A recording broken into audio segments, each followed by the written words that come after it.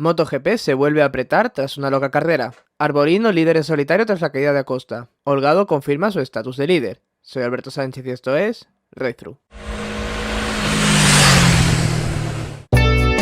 Después de ese breve impasse con la ronda de Cataluña, The World Superbike regresó a MotoGP con el Gran Premio de Francia, un gran premio marcado por el regreso de Marc Márquez a la parrilla de la categoría reina, un regreso que sin dudas no defraudó, y es que todos los ojos estuvieron puestos en el piloto catalán, 8 veces campeón del mundo, y su rendimiento volvió a ser tan competitivo como el que había mostrado en los entrenamientos y la clasificación de Portimao. Para muestra está el hecho de que se metería directamente en la Q2 gracias a sus tiempos en los entrenamientos. Unos entrenamientos un poco accidentados para él, ya que muchas veces buscando esos límites acababa yéndose al suelo. Unos límites, eso sí, que casi le permiten lograr la pole, y es que se quedaría tan solo a 58 milésimas de un Pecco Bagnaia, que vuelve a ser el más rápido a una vuelta. Eso sí, seguido de un Marc Márquez que, aunque es cierto que haría el tiempo a rueda de una Ducati, en esta ocasión no estaría tan cerca ni se aprovecharía tanto de rebufo como lo hizo de Bastianini en Portimao para lograr la pole, y aún así se quedaría tan solo 58 milésimas del tiempo de Bagnaia. Está claro que Marc está en forma después de su lesión, sin embargo su moto aún está muy lejos. Y eso lo pudimos ver en que ninguna otra Honda pasaría a Q2. El que sí pasó a Q2 de manera sorprendente tras pasar por la Q1 fue Augusto Fernández, y es que el piloto de GasGas parece que poco a poco va tomando la mano de su, entre comillas, KTM, y logra su mejor clasificación, 9º puesto, que le permitiría en carrera aspirar a puntuar y a lograr un buen resultado. Un resultado que eso sí no llegaría en la sprint. Una carrera sprint en la que vimos nuevamente a las KTM oficiales muy competitivas, y es que parece que lo de Jerez, que podía ser un episodio aislado, ya lo comentamos, teníamos que ver si el rendimiento de la KTM se prolongaba más allá. De momento, hasta Le Mans parece que sí. Esta carrera vimos a un Jack Miller que salió como un tiro, motivado quizás por haber aspirado a la victoria y al podio en Jerez. Sin embargo, sus aspiraciones se vieron cortadas rápidamente, cayéndose a las primeras de cambio. Tras su caída nos quedó una bonita pelea entre Marc Márquez y Pecco Bagnaia por la primera posición, y es que vimos como el piloto de Cervera conseguía defenderse magníficamente de los intentos de ataque del campeón del mundo, y cuando este la rebasaba por la velocidad de su Ducati en la recta principal, el de Honda se lo devolvía en la frenada de la chicane. Una pelea que impidió que ambos consiguieran algo de distancia respecto a Brad Binder y Jorge Martín, que se pegaron a su rueda. De hecho, esta pelea hizo que desgastaran tanto sus ruedas que al segundo tramo de la carrera sería Martín el piloto más rápido de largo. Aprovecharía un pequeño toque que tuvieron en la curva 2 con Marc pasando por dentro de Bagnaia para adelantar a ambos. Incluso Bagnaia será adelantado por Marini, aunque le rebasaría nuevamente. Aunque Marc intentó seguir la rueda de Martín, no sería capaz. Sería también adelantado por Brad Binder y poco a poco iría cayendo posiciones hasta ser rebasado definitivamente por Bagnaia y Marini. El que no sería rebasado por nadie sería el propio Jorge Martín, que logra la victoria en la carrera sprint, el primer piloto que no es ni Binder ni Bagnaia en lograrlo, y rompe así su racha de no puntuar en Le Mans. Y es que el piloto madrileño nunca había puntuado en el campeonato del mundo en el circuito francés, ni en Moto3, ni en Moto2, ni en MotoGP. Siempre había abandonado o había acabado fuera de los puntos. Otro que realizó una buena sprint, como viene siendo ya costumbre en estas primeras carreras del año, es Brad Binder, que acaba segundo, sube un nuevo podio en la sprint y se convierte, junto con Bagnaia, en Mr. Sprint. Un Bagnaia que le ganó esa batalla a Marc y acabaría tercera posición. Sumado a la mala carrera sprint de Bezzecchi, la sentaría en el liderato. Y es que Marc, a pesar de que a nivel personal sí parece estar en condiciones de pelear arriba, su moto dista mucho de ello. Aunque eso sí, en la carrera larga se defendería bastante.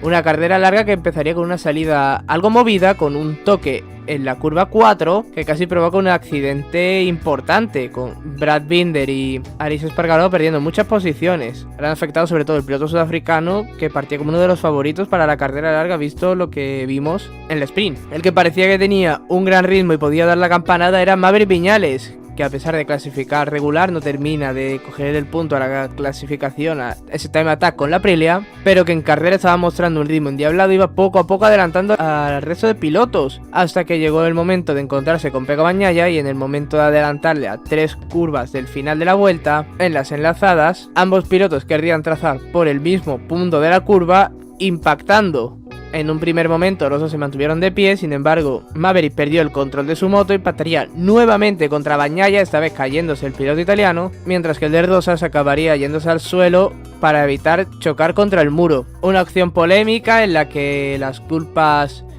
parecen estar repartidas. Uno no cedió a pesar de estar ya prácticamente rebasado y el otro quiso trazar por un sitio en el que ya había parte de una moto. Que lo cierto es que la gran polémica vendría en el momento en el que Maverick fue a recriminarle la acción a Bagnaia y acabarían medio enzarzándose en la grava, algo que podría acarrearles sanción en el futuro. Sería un minuto bastante caótico en la carrera de MotoGP, y es que tan solo unas curvas más tarde, Luca Marini, que se encontraba ahora peleando por posiciones de podio tras la caída de Viñales y Bagnaia con Marco Bezzecchi, perdería el tren delantero de su moto e intentando salvar la caída recibiría el impacto totalmente fortuito de Alex Márquez, yéndose ambos al suelo y provocando una situación peligrosa, ya que Alex se quedaría en mitad de la pista. Por suerte, todo quedaría en un susto y ambos pilotos salieron ilesos del accidente. Por delante, Jack Miller, que nuevamente había salido bien, se escaparía en solitario siendo perseguido por Bezzecchi y Marc Márquez, un Bezzecchi que al intentar rebasar al piloto catalán lo acabaría echando de pista en Garage Verde, una acción que sería penalizada por parte del piloto italiano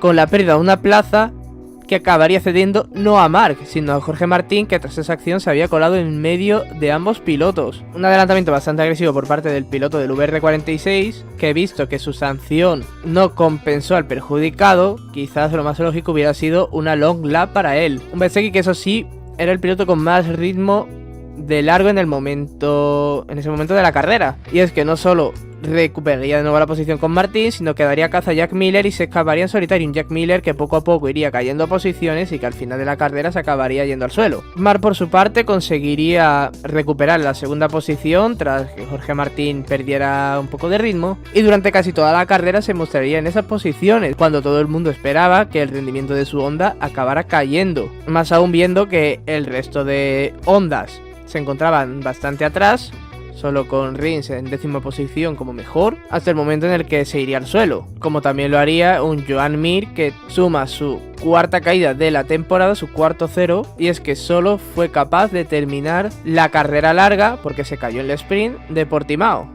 finalizando en 11ª posición. Joan Mir, que no termina de levantar cabeza tras su mal final de año 2022, tras ese anuncio de Suzuki de merecerse el campeonato, y que con Honda tampoco termina de encontrar la tecla, ni siquiera con el nuevo chasis. Por delante teníamos a un piloto que poco a poco estaba remontando y que aspiraba al podio, como Brad Binder, que tras esa acción de la vuelta 1 dijo adiós a toda esperanza de lograr la victoria. Sin embargo, su ritmo parecía que podía llevarle de nuevo al podio. Sin embargo, una sanción un tanto absurda por parte de la FIM tras haber cortado en la chicane de la 910 le impediría cerrar esa remontada, y es que sería sancionado con una long lap por cortar dicha chicane y en teoría ganar tiempo, cuando después en la repetición vimos cómo es cierto que había adelantado a Jack Miller cortando la chicane, pero no solo le devolvió la posición, sino que dejó algo de espacio respecto al piloto australiano, a su compañero de equipo.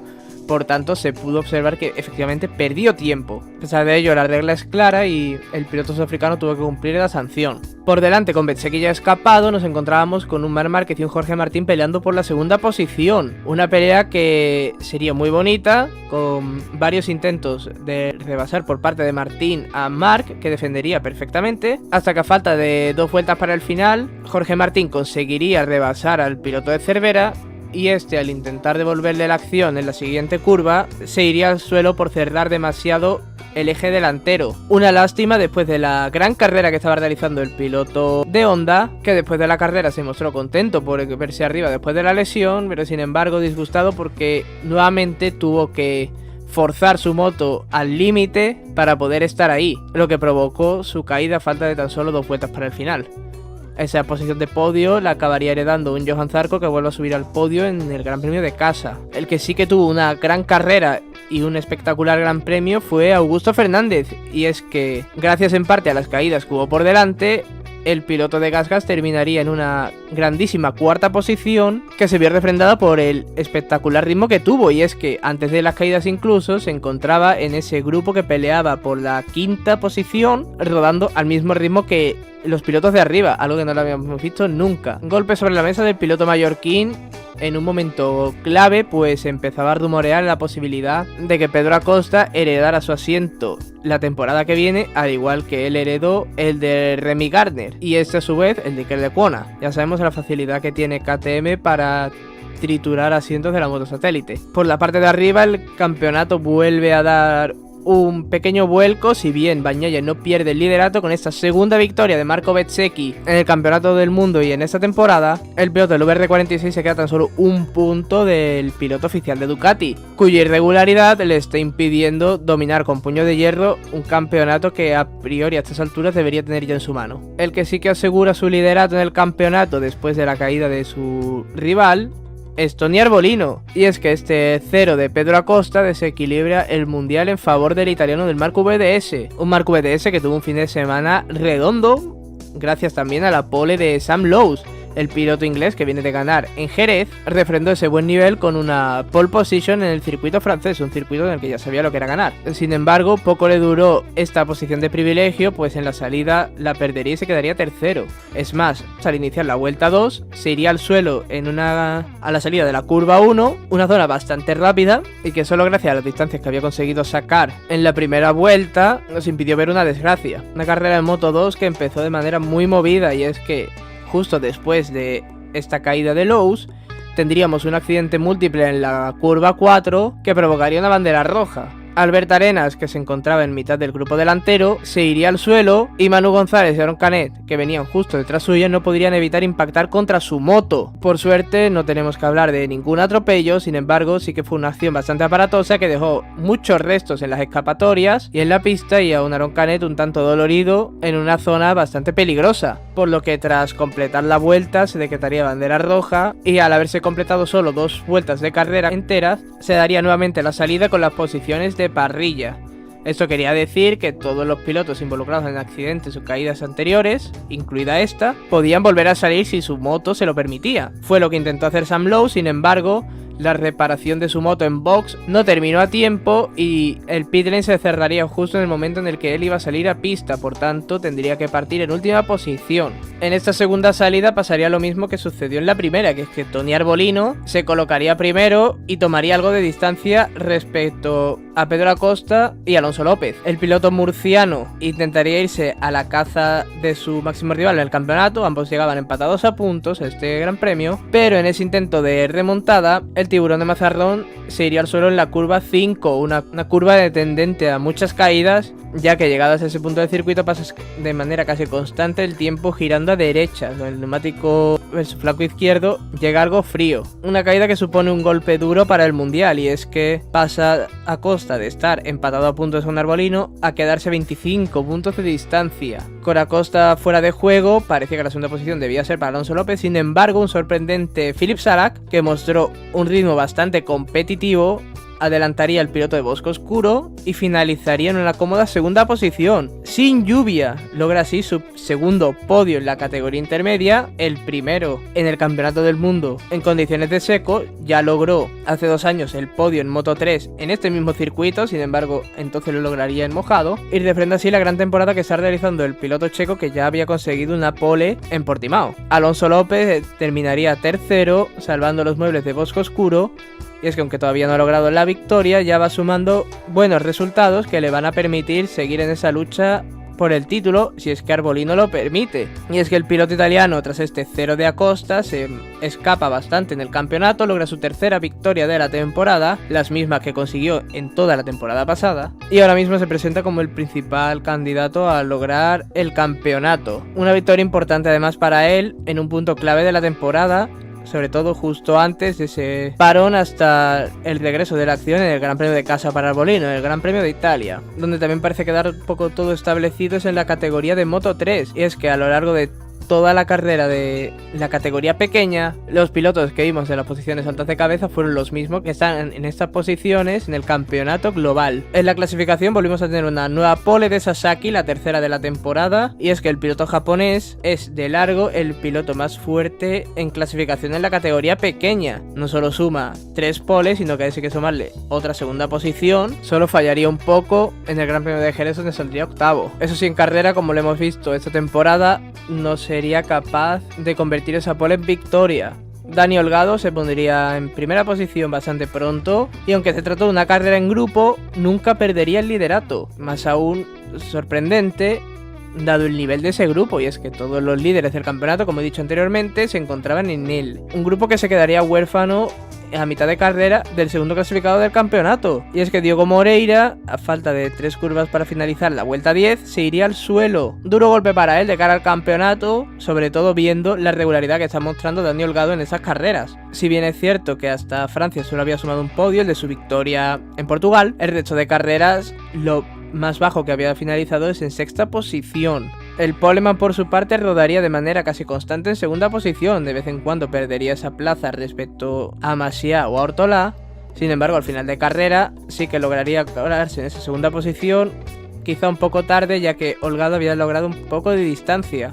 Lograría cerrarla, falta de 2 vueltas para el final, pero no arriesgó cuando debía y no tuvo opción de quitarle el triunfo a Dani Holgado. Aún así, buena segunda posición para Yumo Sasaki, dado el mal arranque de temporada que había tenido. Recordemos que contaba con 2 ceros consecutivos en Argentina y en Austin. Y es que a veces es mejor pensar con la cabeza y asegurar, sobre todo si por delante de ti tienes a un piloto que está muy en forma y que a pesar de lograr su segundo podio con esta segunda victoria de la temporada, como el caso de Dani Holgado, se ve eso sí como el piloto más fuerte y regular de la categoría. Una regularidad que parece que por fin está encontrando Jaume Masia. Tercer podio para el piloto del GMC, que está siendo la única Honda competitiva en lo que va de temporada.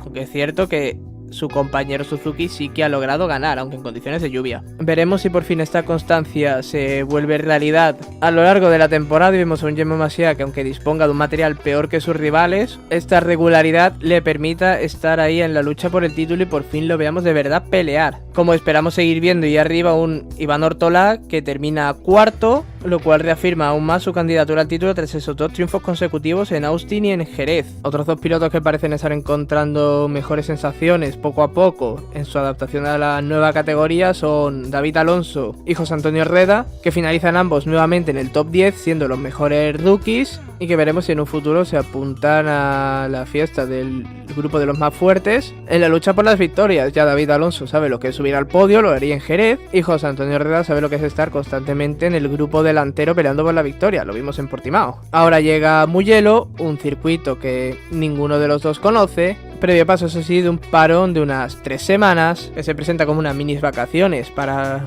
los pilotos del Campeonato del Mundo de motociclismo, un tiempo que deben aprovechar para recuperarse de sus lesiones, el caso sobre todo de Bastianini, que no termina de regresar en MotoGP, o de Darwin Binder en Moto2, y sobre todo hacer un reset mental, más aún en los pilotos de MotoGP, cuyos cruces de declaraciones en estas últimas carreras están haciendo tensar el ambiente demasiado. Veremos cómo regresan todos en Mugello y como siempre lo analizaremos todos. Entonces, a seguir dando gas.